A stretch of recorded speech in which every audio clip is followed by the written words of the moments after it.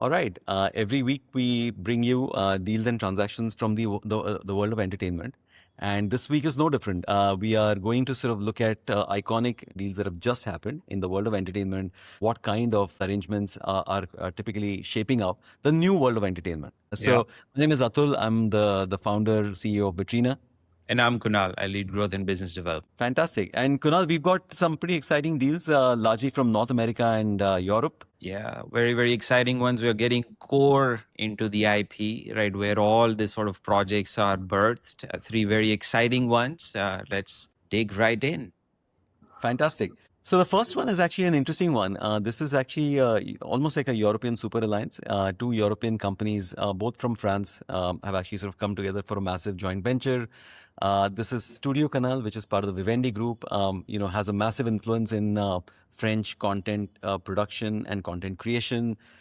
They are part of the Vivendi group, and then they have actually done a joint venture with Hachette Livre, which is a publishing Interesting. house. Massive publishing house. They've been around, what, Atul, 200 years now. And the interesting part here is there's a joint venture. And what it does, it's signaling that, hey, publications are not just, an IP optioning entity where you take the books and then you create what you want to create.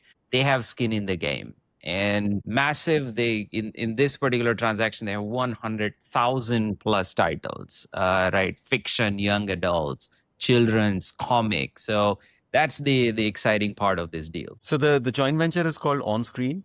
And essentially, the mandate for this particular joint venture looks like it's actually sort of going to bring the best IP, some of the most popular IP that the publishing house has, and then turn that into a full-fledged content development and production sort of pipeline. Amazing, amazing. So you generally authors, publishers are just cut out, right, of the back end of it. Now in this case, there's a long term really value for it. The other thing that we keep talking about every time we talk about global trends, right? Just look at how books play a very critical role as an IP, right? 40% of top 100 global box office hits are books adaptation. And less than 10% film productions are based on books, which kind of tells you that maybe more content should be produced with books as the IP anchor. Yeah. And especially if that IP is super strong, it's actually popular, then the stat of how many global box office hits are books based actually has to weigh very heavy on. And I think that's one of the trends that we've been seeing, right? We've seen a host of deals and transactions. Kunal, this particular transaction kind of keeps upping the game a little bit. Mhm. I want to remind you that in July 2025, just last year, we had this big group, a big deal between Sony Pictures and Avitas, which is kind of like a That's right. literary agency, right? They have some of the top authors. This was a US based deal, and that kind of really brought a first look angle where Sony Pictures actually did a first look arrangement with Avitas. Yeah. So that was one, and then in October 2025, so again late last year, there was another transaction, and that was with the Fox Entertainment Studio Group, which was with HarperCollins Avon, right? That's right. That label, and again that was actually a reciprocal arrangement where everything from HarperCollins Avon label was typically headed towards Fox Entertainment Studios development pipeline, and every sort of show that was popular on Fox Entertainment Would Studios go the other would way. actually go into the publishing pipeline. So Yeah. that was kind of like a reciprocal arrangement. Again, in the first look, sort of a engagement of sorts. But this one, the one that Studio Canal has actually announced with Hachette, it actually sort of ups the game into a joint venture. And we've actually seen a series of transactions relating to book IP being sort of grabbed by a host of large studios and content creators and producers. Yeah, no, absolutely. Much, much larger arrangement. And, speaking of books, getting into comics and some interesting set of IP. Before jumping in, Atul, question. Uh, do you think Marvel, DC, it's like some sort of superhero fatigue coming in. I mean, there's a new Marvel, obviously, right? Every year there's something new. Is it jumping in right now? Is it settling in? Do we need like another universe out there? Yeah, look, I mean, I think every IP sort of franchise goes through its sort of motions, right? And there is a initial interest, there is set of fandom that typically happens, and then it explodes really. I mean, if that IP is really strong, it actually catches the fancy of an entire generation. You can actually sort of see that propagate across different age bands, age groups, markets, geographies, so on and so forth. And then that kind of goes across into different form factors, whether it's sort of comic books, whether it's digital comics, or even films, television series, animation, so on and so forth. We've sort of seen so many different cycles of different content, IP.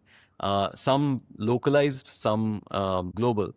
The DC universe has been had its moment, and I'm sure it has all Still sorts of something. re-energizing, avenues still. But I think the search for that sort of universe is constantly, haunting for a host of content creators who want to invent or create that new universe. And in this case, it is Platinum Universe. Right now, big labels, big studios are not connected to this yet, right? We're talking about just the birthing of maybe, trying to sort of scratch into some new IP. You know this group well, Atul, HVG, Hollywood Ventures Group. What do they generally do? So Hollywood Ventures Group is LA based. One of the key sort of architects of that company is Glenn Gaynor. He used to head production at Amazon Studios. I've actually sort of dealt with him a few times. The From what I understand, Hollywood Ventures Group is kind of like a production infrastructure, production investment, production facilities, facilitation group. They typically are connected to lots of different new facilities, new production facilities coming up in different parts of the world. And I've always seen Glenn Gaynor either sort of exiting from LA into some new market or new country, or coming back to LA from somewhere exotic. So they are kind of they look like they are part of a lot of infrastructure discussions worldwide. But the this deal was interesting because it's Hollywood Ventures Group is kind of like a relatively new group. They're partnering with 13 studios to then develop a host of IP that otherwise is owned and managed by Platinum Universe. So that's kind Right. of like the arrangement here. My hunch is that this is sort of more in the development spectrum still. Some of the recent announcements relating to that has not really talked about production as much. So it looks Right. like they will take some time to develop a few of the characters, and see if that it has the potential to sort of become that universe that you were asking from a Yeah. DC perspective. And obviously the core comic book market is much smaller as you compare to the entire derivative market, right? The movies, TVs, the merchandising, the gaming, right? Much larger. Just putting numbers, you got 15-ish billion compared to 100 billion plus. So obviously there's much more opportunity to really bring comic books out, getting adapted, and really bringing them mainstream into movies and TV series. That's right. That's right. And look, I mean, I think the future is cast. Kunal, I wanted to sort of highlight a very exciting conversation that I'd had with Larry Cutler of Baobab Studios, which is really into sort of transmedia IP exploitation. So, how can an IP be strong enough to actually sort of be in gaming and also be in animation, eventually maybe in experiential sort of forms of connecting with consumers. So I think the future is kind of set for IP that can survive across different Yeah. aspects of consumer interaction and Yeah. fan interaction. So again, watch the space for more, because we are seeing a lot of development for people to unlock exactly that piece relating to transmedia. It's a Deal number money deal. three. Again, let's go back to Europe. Yeah, this is a money deal, right, Atul? Here, you got a PE firm involved. Some arrangements were already there, and then some fresh money came in. Like why there is need for money? Why is PE involved in it? Right? What are your thoughts? Yeah, let me talk about the concept first, and then we can actually unpack the deal because it'll be easier to first conceptually sort of break down what's happening in the market, right?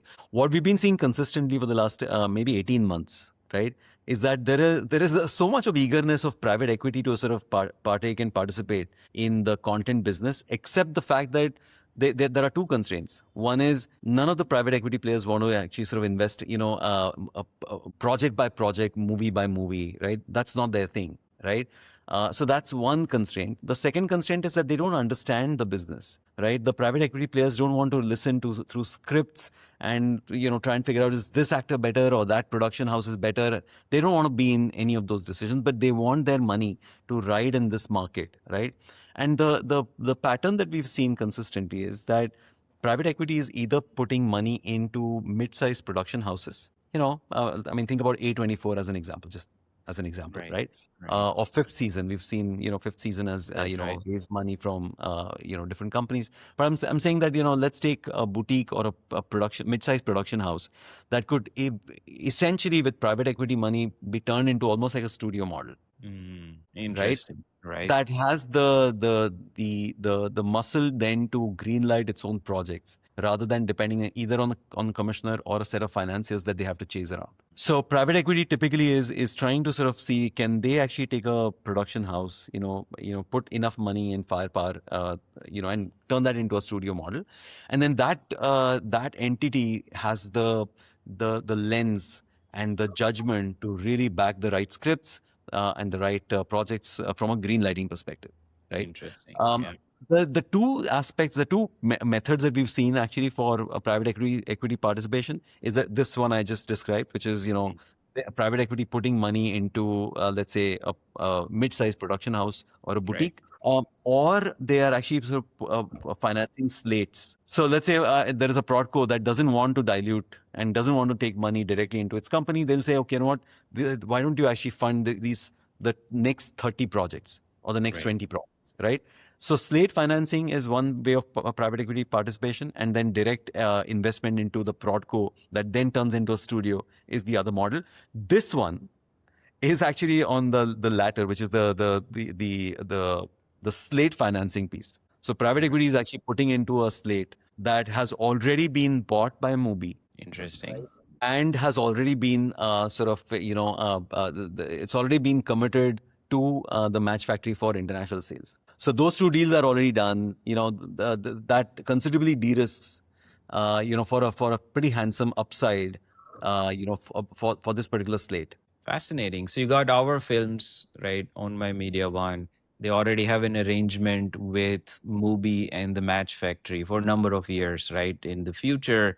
And the whole idea is everything that is produced by our films shows up on Mubi. You already have an outlet for that region. And then for all the international rights, you got Match Factory. Right, to then sell it, massively de-risking, right, when a PE firm enters, like, okay, the whole life cycle is set, here is the money and go with it. That's right. And again, in this particular case, exactly those participants, right?